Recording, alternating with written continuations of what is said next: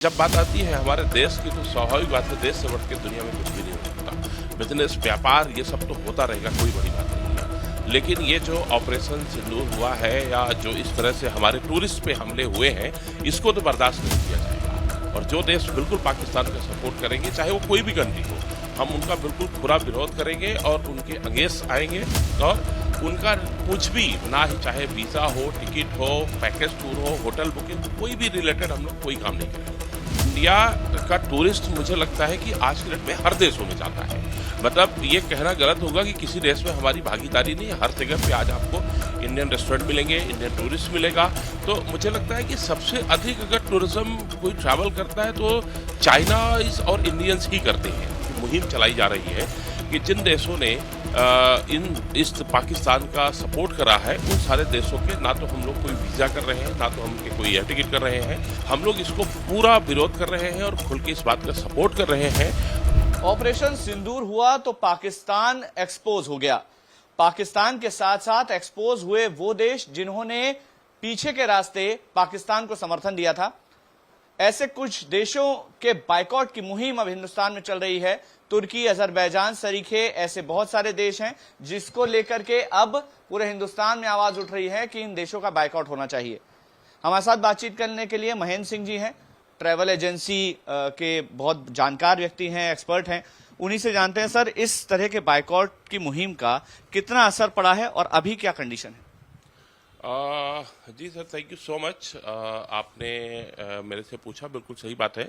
हम लोग इसको पूरी तरह से बाइकआउट कर रहे हैं पूरे इंडस्ट्री से। मैं Indian association of tour operator Madhya Pradesh Chhattisgarh का चेयरमैन हूं और मैं फिक्की टूरिज्म कमेटी का भी चेयरमैन हूं। हम लोग के भी आपस में सर्कुलर आ रहे हैं, हमारे नेशनल से हमारे अदर जो एसोसिएशंस हैं, चाहे वो टाई हो, एडीटीआई हो, सारे ग्रुप पे एक मुहिम चलाई जा रही है कि जिन देशों ने इस पाकिस्तान का सपोर्ट करा है, उन सारे देशों के ना तो हम लोग कोई वीजा कर रहे हैं, ना तो हम उनके कोई एयर टिकट कर रहे हैं। इवन सबसे बड़ी बात यह कि हम लोग कोई क्वायरी भी नहीं ले रहे हैं। तो हम लोग इसको पूरा विरोध कर रहे हैं और खुल के इस बात का सपोर्ट कर रहे हैं। और हम एज ए टूरिज्म के एक रिस्पॉन्सिबल इंडस्ट्री स्टेक होल्डर के नाते हम इस बात का पूरा सपोर्ट करेंगे और हमेशा करते रहेंगे कि जब बात आती है हमारे देश की तो स्वाभाविक बात है, देश से बढ़ के दुनिया में कुछ भी नहीं हो सकता। बिजनेस, व्यापार, ये सब तो होता रहेगा, कोई बड़ी बात नहीं है। लेकिन ये जो ऑपरेशन सिंदूर हुआ है या जो इस तरह से हमारे टूरिस्ट पे हमले हुए हैं, इसको तो बर्दाश्त नहीं किया जाएगा।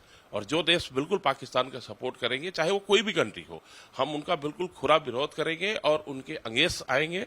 और उनका कुछ भी ना ही, चाहे वीजा हो, टिकट हो, पैकेज टूर हो, होटल बुकिंग, कोई भी रिलेटेड हम लोग कोई काम नहीं करेंगे उनका। ये बिल्कुल पक्की बात है। अभी तुर्की को लेकर के, अजरबैजान को लेकर के कितनी क्वेरीज एवरेज आती हैं?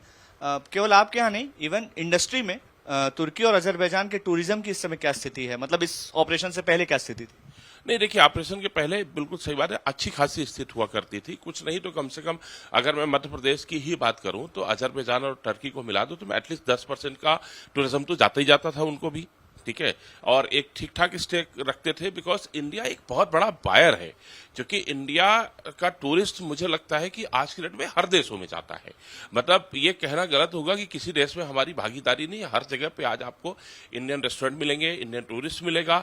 तो मुझे लगता है कि सबसे अधिक अगर टूरिज्म कोई ट्रैवल करता है तो चाइनाइज और इंडियंस ही करते हैं। और अगर उस पर भी रेशियो निकाले तो सबसे अधिक इंडियंस होंगे।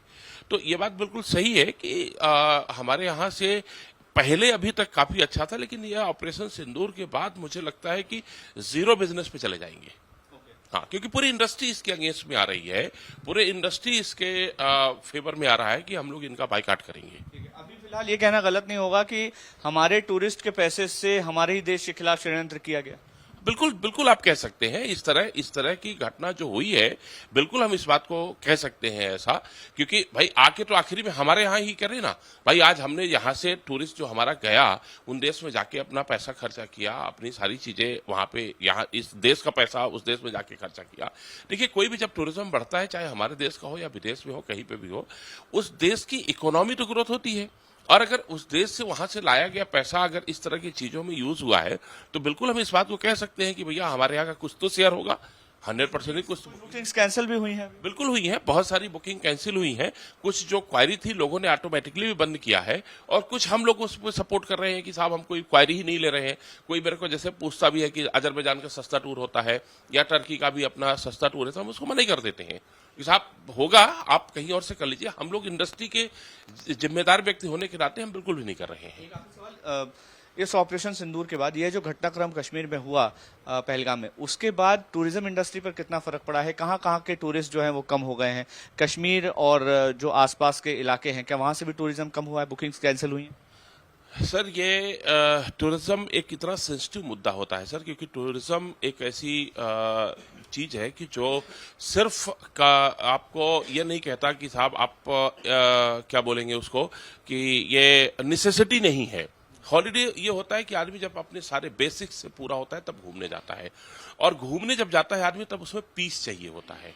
लेकिन इस तरह के माहौल में स्वाभाविक बात है कि सबसे पहले इंपैक्ट आता है टूरिज्म पे।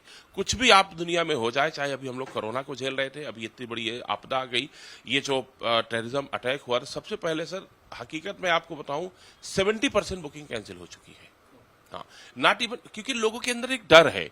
लोग ये सीज फायर होने के पहले जो एक पैनिक सिचुएशन हुई, उसमें लोगों ने बहुत सारे टूर कराए, चाहे इंटरनेशनल आ रहे हो चाहे डोमेस्टिक जा रहे हो, सारे टूर कैंसिल है। कश्मीर पूरी बुकिंग खाली हो गई है, 0 बुकिंग पे है आज की डेट में।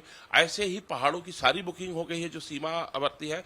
खैर राजस्थान वगैरह का तो इस समय सीजन नहीं होता, केरला का सीजन नहीं होता, लेकिन जो भी है जैसे हिमाचल है, कश्मीर है, उत्तराखंड है, तो आदमी क्या महसूस करता है कि साहब सबसे सेफेस्ट प्लेस में तो हम ऑलरेडी रह रहे हैं।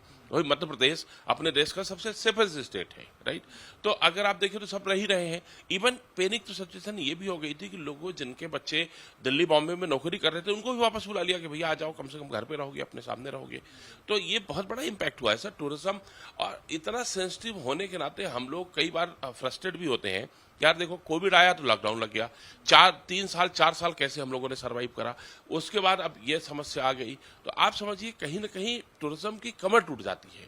वापस से खड़े होने में हमारे लिए बहुत बड़ा वो होता है कि किस तरह से हम लोग सरवाइव करते हैं। अगर आप कोविड पीरियड देखिए, कितने लोग होंगे जो बेचारे खड़े ही नहीं हो पाए, सरवाइव भी नहीं कर पाए।